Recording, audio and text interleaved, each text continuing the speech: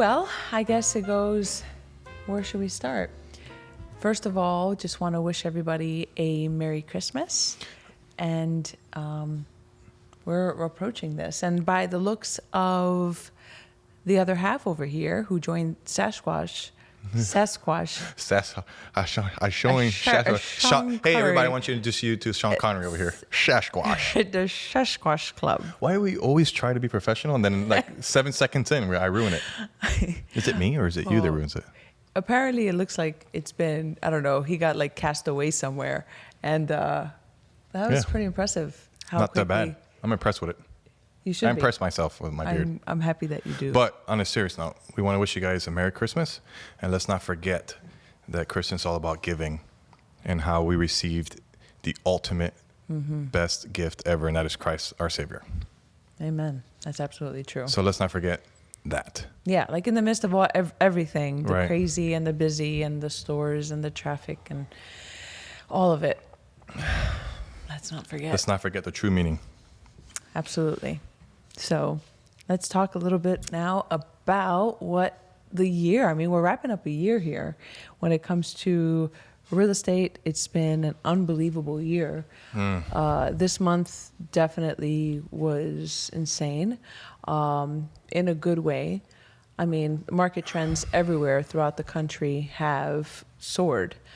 And Marion County in particular has a lot to speak on in regards to that. There were some really interesting statistics. I am having a hard time Drink some more coffee today. and I'll take it from Let's here. go ahead and do that. So we're going to reference the Ocala Star banner. I'll put a link in the description. Some of the stuff you have to be a subscriber to get, but we're going to go through some of this. This article is called, For some Marion Counties, soaring home prices mean townhomes will be new American dream. And that's interesting because when you think of a town home, that is not part of, usually, not on a grand scale, the Marion County look. Right. Here we're mostly known to have, single family residences. Kind of spread with a little bit of some land. Green. Yeah. Which I know is, this is a double-edged sword, wouldn't you say? I mean, I know. It is. And this article actually explains why that's the case. And I tend to agree. I mean, the numbers are the numbers. We'll go over that in a little bit. But as you were saying, I interrupted you. No, you're fine. But yeah, that one of the most interesting things is that a lot of people are drawn to Marion County from other areas because they are tired of the urban living and they want a little piece of land, and to whether it's have some chickens on it or just to be able to look at, right? Right. It does provide that sort of landscape for that, especially if you're raising a family, as we are here. Definitely conducive to that as well. So, that brings up a good point, though. Or not a good point, but something that just I thought about. To us, we've been here for so long that land to us is like 10 acres, 50 acres, or something like that. But somebody coming from, I think we touched on it before, but somebody coming from New York or New Jersey, a quarter acre might be like heaven to them. that's true. That might be like, wow, I have a quarter of an acre. That's a lot. So it's really kind of relative to the buyer. That is a fact. I mean, honestly. Yeah. I mean, I know that back in the day, I remember watching Dawson's Creek. I forgive you for that. I know. I remember, and it wasn't, the plot was, I mean, I was like a teenager or whatever. Wow, that's really dating me right there. But I remember being so intrigued by the fact that there was like suburban America. Like I didn't really know that existed.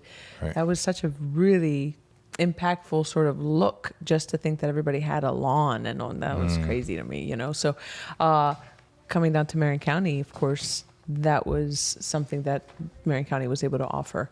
Now, in regards to townhomes, though, townhomes are a different look, and this kind of goes along with the idea that affordable housing has been a pressing issue in the county, and it has been brought to light several times. So that's pretty interesting to see all of the developments that have happened this past year because of the increase in prices within real estate. So talk to us a little bit about those statistics. What's been happening? The statistics. I said that right this time. No, I haven't heard Coffee's time saying kicking it. in. All right. So this is from this article is, like I said, from Joe Callahan from the Ocala Star-Banner. And here's an interesting statistic that I highlighted. Here we go. So Marion County had 1,628 single-family home permits in 1 year ending in June 2020. For the year ending in June 2021, so 1 year, Marion County registered 2,917 single-family home permits. That's an increase of 79.17%, which led the nation's 384. That's huge. Yeah. What does that Big say? deal. Like you were saying. What does Well, that mean? you know, that really is tied in with the economic development that's been happening here. When you're talking about the different distribution centers that have moved along the I-75 corridor, you know, we have an Amazon distribution center. Chewy. You have Chewy, FedEx. I think Dollar Amazon's Tree. in here or is coming in here. Yeah, so it's coming, right? So you have a lot of these big companies that are moving and, you know, have really put Ocala on the map because we are so centrally located. I know that one of the big things to keep in mind is where I-75 is at. I-75 transports goods, and I-95 And people. transports people, though. Yeah. Because the people transport the goods. Well, yes, They're the one but when driving. you're talking about the two, the difference Right. is that when you think I-95 is going to really, you know, go all the way up to New York. So that is one of the big distinct differences when you're talking about these two interstate corridors. I-75 is very heavily used when it comes to manufacturing and the distribution of goods throughout the state of Florida. Yeah, and it runs in the middle of Florida. Yeah, so, Versus I mean- I-95 is on the coast. Right. So I-75 kind of takes you from Georgia down to the middle of Florida and then to the west coast, St. Pete and Tampa area. Yeah. Yeah, it turns Is into that right? 275. 275? Yeah. No, I-75 does. Takes you down that way, yeah. Yep. So a little bit about the, you know, increase in costs. Obviously, a lot of people, that has been really difficult. And I would venture to say that that's something that if you were in the position throughout the year, I mean, we can harp on this all day long, but if you were in the position as a seller, a lot of people, I actually just had a closing regarding that. Somebody that bought with me just shy of 2 years ago, and this year they were able to really monopolize on the equity that they had Right. within their home, and it allowed them to then put a larger down payment and buy their dream home. So, you know, that is a very common story right now with a lot of sellers and buyers. So that's wonderful if that's able to happen, but it's also been difficult for a lot of people that are waiting. I've also had on the other side some people that said this market's too crazy and we're going to wait, and prices are continuously increasing. Yeah, there's no like magic 8 ball. How do you know? It might settle, but just some interesting statistics on that. The median home prices in February 2021 was 188,000. In September 2021, it's 249,000. Yeah. And then the September's average sales price was 303,000. But some of the big $1 million properties kind of shifted that a little up. So it's probably a little bit less than 303,000. But that significance of 188,000 in the beginning of the year till now was 250. That's a big jump. And that's what your buyers were talking about. They took advantage of that equity jump. Right, for sure. Right. So, you know, and this isn't only the single family home side. When I say single family home, maybe I should explain that a little bit. Hey, can you do a favor? Can you explain single family homes? Thanks. Okay. Coffee's kicking in for me now. I'm trying to be professional. I'm having a hard time. So single family homes generally, you know, you're talking about, they're not attached to anything. They are either oftentimes seen as concrete block and stucco homes, as well as frame and vinyl. And then you have another classification of homes that has become very popular, are also manufactured homes. Manufactured homes have definitely been a solid alternative to people looking within a more affordable price point. But that also was That's also going up as well. That has increased, actually. It's been, this year, they said it's been an increase of over 32%. I think in general, everything has increased. The inflation is hurting a lot of people. So the magic question is, right, everybody's saying So when is this gonna pop? Right? I mean, I wish I don't wish know I the had an answer. Do you wait or do you buy now? So the one thing that I do mention is this does look different. I remember you saying that before. Yeah. It looks different from what it did back in, the previous crash, 2007. There was some predatory lending back to 2008. Right. That led to that. People could not, they were defaulting on their promises on their loan because they were letting people borrow money that they really couldn't afford. They really couldn't afford. They were handing it out like candy. Right. And then people were defaulting, and that's where you had that crash. This little bubble is a little bit different. This is actual hard cash money coming in. Yeah, from a lot of other states, and Right. and they're causing the valuations of the properties to continue to increase. I mean, if you have somebody that, shoots for the stars and puts their home on the market for an egregious number, they might just get it. And that's kind of what we saw back in April, May of this year.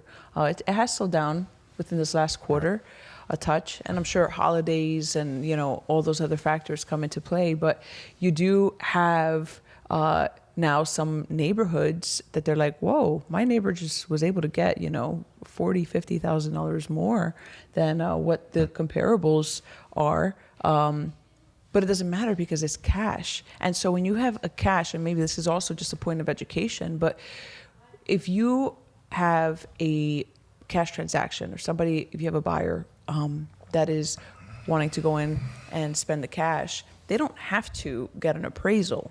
Now, for me to say that you shouldn't, I've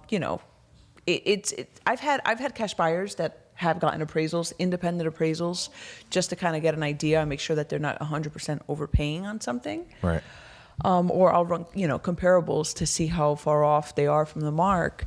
But there are some people who are like, I don't care. I don't care. I want it. Yeah. Yeah. There was a season there where people were just offering well over asking price, cash. Yeah. That was a crazy little run there. It was crazy, and it was difficult for those that were local. I know. That's the part that was really Right. hard. When I'm working with people that have been past clients and I can't find them anything. They're offering full price, but then you have somebody out of state coming in, Yeah. $20,000 cash. I mean, if I was a seller, I'm going to take that $20,000 cash for a couple of reasons. More money. And second, the closing's a lot easier, smoother. And that's it. And what that does is it boosts the values because the appraiser is going to come in and say, well, that house sold for $300. I remember it probably should have sold for $280, but now it's $300 because that's what shows on title. It was the purchase price was $300. Right. So it's on the everything is records. going up like that a little bit. Yeah. We're starting to see it kind of. It has- But I want to ask you a question, Maddie. Ooh. Okay. What is Marion County, Ocala, doing about this inventory problem? Construction. And we're starting to see what now? A lot more of the townhomes and apartment type duplexes and quadruplexes that are planned. There is Where's right that? now the Is there prices. somewhere Well, there? prices of condos also has gone up.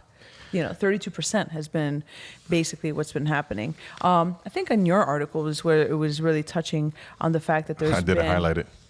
I'm sorry. That's what happens. But in the southeast region of Marion County, when you're talking about the shores, you're talking about also southwest area, which at this point, it's all a lot of it is a new construction, new communities that have come in. The way how they're addressing the need for this housing has been to look at more duplexes, quadruplexes. And that's what this article is referring to. Yeah, and that's really a big deal for our landscape here in Marion County because that, like it or not, that does change. That does change the way how a lot of people are used to seeing Marion County. Like, Right. It's not going to be the white picket fence with half-acre lots. Yeah. It's going to change, and not everywhere in Ocala, obviously. No, but certain and segments are that's- going to have these apartment-style townhomes and condos, which Right. we've always had. We But have. those typically cater to the 55 plus. We have a lot of 55 plus townhomes and condos. Yes, that is true. And, that's really the job of the county commission is to look Right. at these, we call them PUDs, planned unit developments, and make sure that they are zoned. A lot of the zoning has to change first because they are not zoned to have multifamilies. So instead of, just a little lingo here, but instead of like an R1 or which is residential, like single family homes are mostly R1, they are petitioning to change it to R3, which are multifamily. So that, or in the event of a lot of the agricultural sectors here, that's A1. And that also, there have been parcels of land that have also gone by the county commission to be able to change. You have to rezone it, To right? rezone it, yeah. So there's a process when it comes to that, though, because they like to make sure that they just don't, like, off the bat change. Yeah, Like, because okay, no you problem, have people take that have been that. here forever that love the appeal of But it's- Ocala. So what do you do? That's a hard one. You know, right? when you think about it, though, it's I would call it a sense of growing pains, right? Right. Because it's not only the appeal of the look, but it's the industry. I mean, we have a tremendous equine industry That's right. that has put Ocala on the map for many years.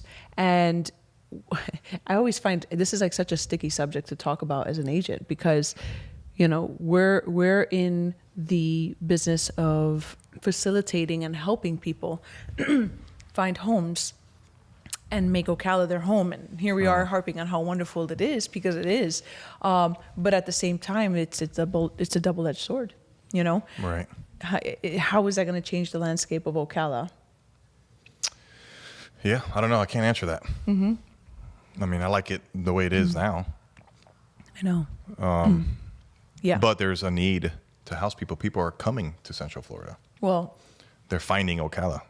they are. I And they're you- leaving Orlando and Miami. And I'm from Miami, so I left Miami. I love Miami, but it's expensive. Yeah. Like Right. it's really expensive. So they're coming here and they're finding it, even though the cost of the houses are increasing, it's still attainable for a lot of middle class people compared to a house. A $250,000 house here would be like $700,000 in Miami. Yeah. So even still, they're like, yeah, I mean, that's fine. I'll do $250. Right. I don't know. Right. But then there has to be the industry and the job market to support that. And that's what's been happening in the last 5 years. Like we said, we talked about these industries that are coming in that can support these people. So we have industry coming in and now they need a place to live. And right now, as it stands, it's cheaper to own a house than it is to rent because rent's going through the roof. Yes. Wasn't so there the rental. a presidential candidate said rent is through the roof? What was it? Remember that guy? No, I Who's from don't. Brooklyn? No. Oh, I mean, hey, we wear Sounds funny. gloves.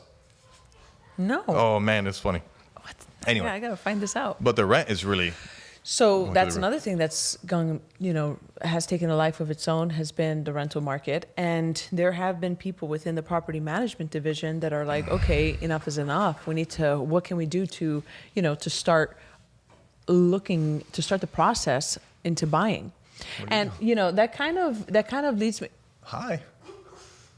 we have children Yeah. and they're here. Hi, buddy. Hi. He's gonna make us laugh. I know. Okay. Anyway, so I hope that this doesn't come across as being a negative sort of podcast, but it is a very realistic one about the different changes and the different things that are happening. And at the same time, there are still a large number of people that are renting. I don't really know how to go about the process. And I would say that for me, I do enjoy working with first-time home buyers. I know that is, it can be a very daunting process if you don't understand it, but the idea is to really make it easier.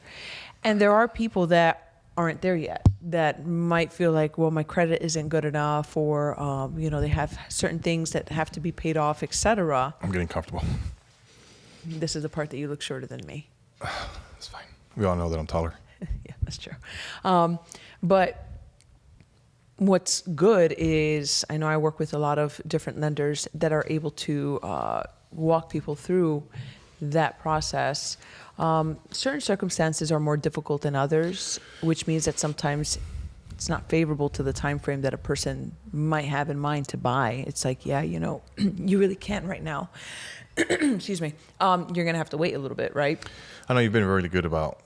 You've naturally gravitated towards first-time home buyers and walking people through the process, and you've built a small little network of a team that can actually help people through that. So that's really and you know, it really is. It's really nice of you. Oh, that's awesome. Well, I enjoy what I do. I would say that a lot of times I know that there are certain agents, and you know what, different agents have different strengths, and that's the beauty about this industry. Mine is push-ups And growing egregious looking mustache beard situation. My goal is to try to scare clients away from you and then really test you to see if you can get them back. That's your goal? Yeah. I'm making you better. Oh, okay. Is that what this is? Yeah. Yeah. Good to know. Thanks. So, yeah, that's, you know, that is part of the process of about being a team. You know, I can't stress that enough. It really is important to get a really good lender. Certain lenders, they know the market, the market in the area. You want to talk a little bit about that? You gonna make me talk about it? Yeah, I think that's like people.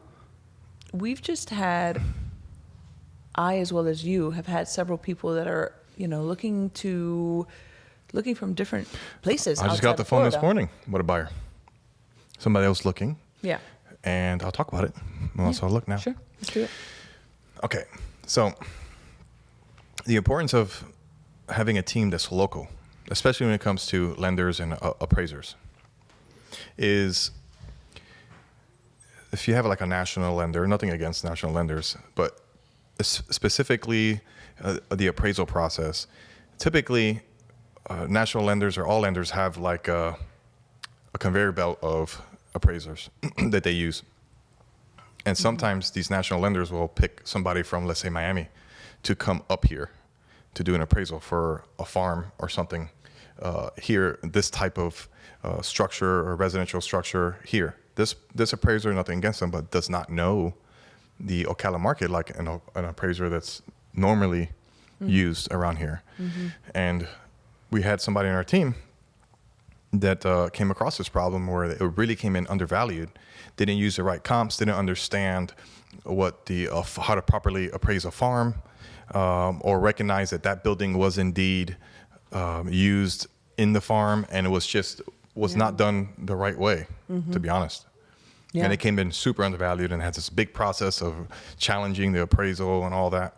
Yeah. So the beauty of working with local people, they know the market, they know the type of residential areas, subdivisions, the right comps. So it's just a smoother experience overall when you use local. It is. And usually, you know, when we're waiting for an appraisal to come in, everybody's kind of like, oh yeah, that's the big, that's the, you know, it's like, that's one of the important hurdles in a loan process, is to see how did the appraisal do? Did it come in at value?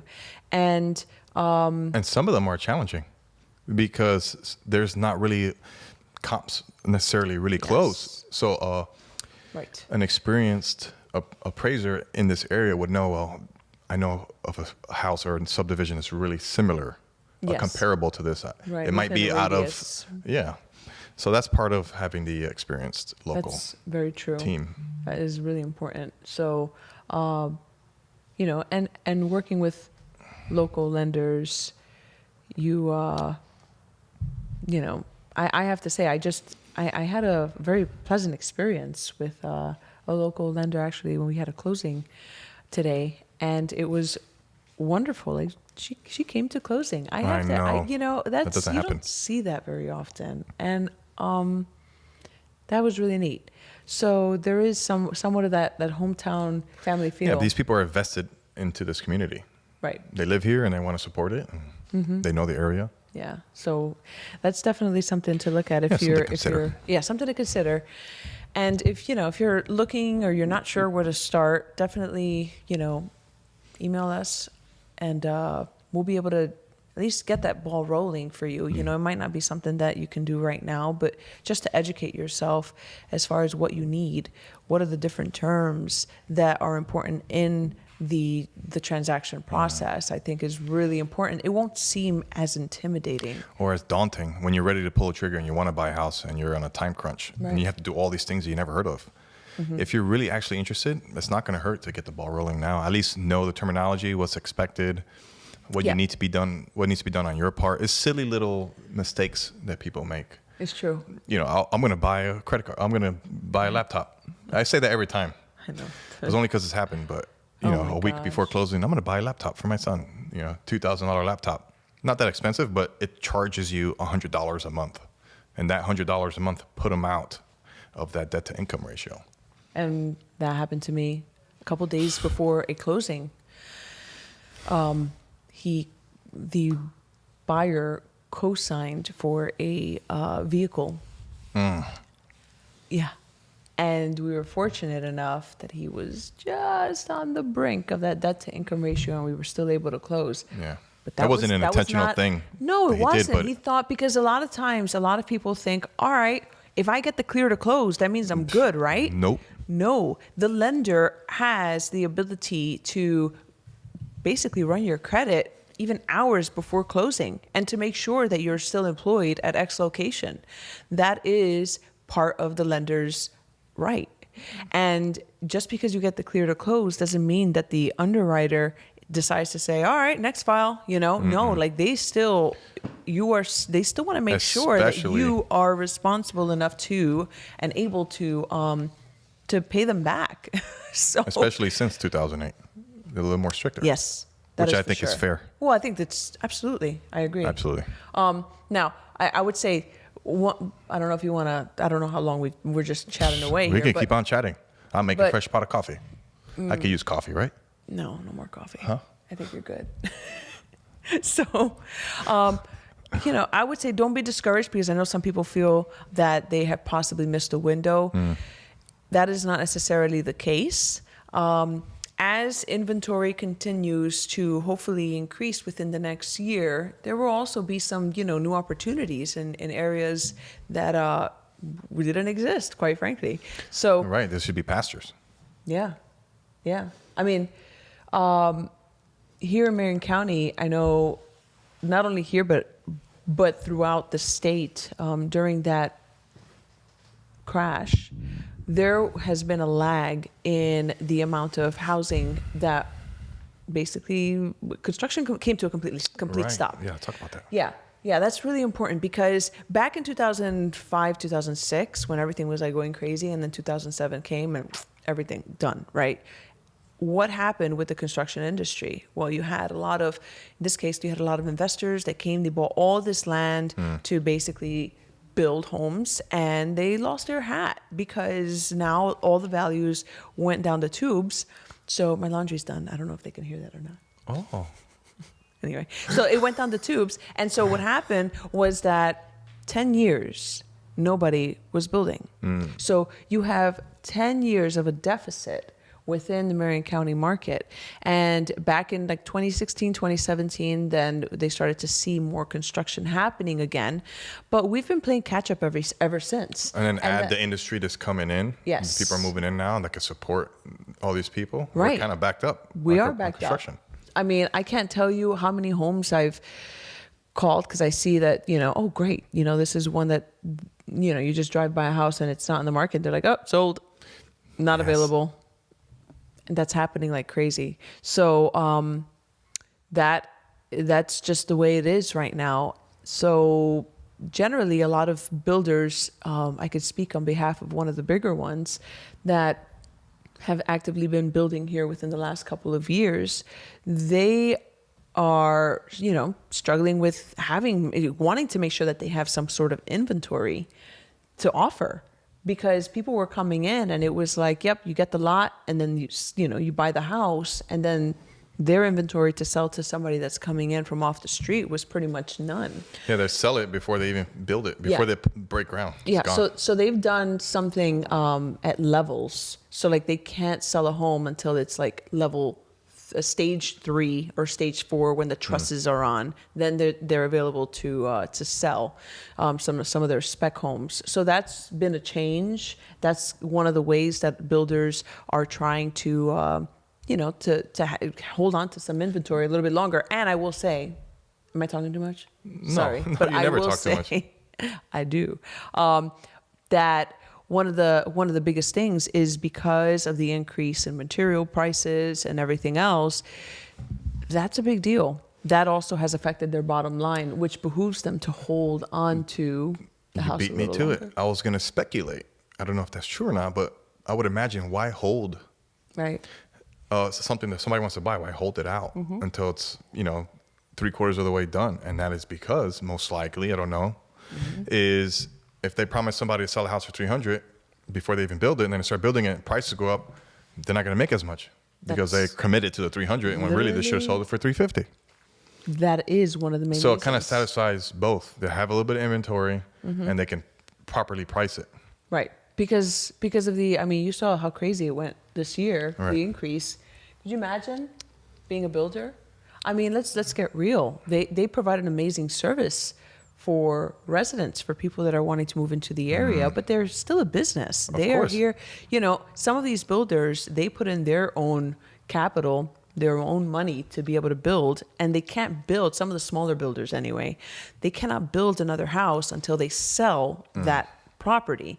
So I was actually talking to a smaller builder, a family builder in town, and he was mentioning that was a challenge because of the fact that the prices have increased. It just basically cuts into their margin as to what money they can pull from this Right. house once they sell it and be able to reinvest So it they in can't sell it another too one. early until they have a clear understanding of how much it costs them to sell it. 100%. And that happens during the building process. Right. Yeah. So that makes sense too. It does. So it's really an interesting time to be in real estate. I'm curious to see what 2020 is going to bring, especially here locally. 2022. Did I say 2020? You did. Please. 2022. You don't want to go back to on the 2020. inventory because that's been I know. the biggest hurdle. Yeah, it's been pretty tough right now. So some people are waiting patiently. Some people are renting. And there's people can't even find rentals. Well, Airbnb is like big right now. We should because- Airbnb that couch. $7,000 a night. Oh my gosh, that's crazy. That comes with the blanket Oh, how generous. and tea. Coffee and tea. Okay. Yeah. So 7,000 if you guys want to rent. Lies. Do not call us for that. 6,000. That is not happening. Oh, you don't like random people living on your couch for Stop it. 7,000? So no, not really. Okay. All right. I'll be quiet. So 8,000. I think All right. Go ahead. I think we covered some solid material today. So let us know in the comments, if you'd like to hear a little bit more about what's happening locally. I think we're just going to, start touching on some of the more local news. If you're not subscribed to Ocala.com and you're new to the area, I highly suggest it. I know that it is, Is it Ocala.com? subscription-based. It is Ocala.com. Yeah. So, but they do give you good information about the business development that's happening here, as well as local events and that sort of things that are happening. So, hopefully, you guys were able to take advantage of some of the beautiful lights that were being offered this season. And I know that as Ocala continues to grow, there's going to be more opportunities for people to do more and more as time goes on. And we'll talk a little bit of shop news real quick. Not shop news. I say shop news. I'm thinking of the shop. But business, I can't speak. Okay. Oh, YouTube channel updates real quick. Okay. We're probably not going to post until the new year. We're going to take a little break and spend time with family and celebrate. Yeah. So we're not going to post anything for a while. And like she said, let us know in the comments below how you guys like those 360 tours. Are those working out, as well as anything else that you recommend that we talk about or that you guys want to see? Yeah. So for now, I bid ye adieu. Thank you very much for hanging out with us. Yes, thank you so much. All right, God bless you And guys. God bless you guys. Merry Christmas, Happy New Year, and looking forward to a new year, 2022. We'll see you then. We'll see you Are we then. going to cheers? Yeah, salud. Cheers.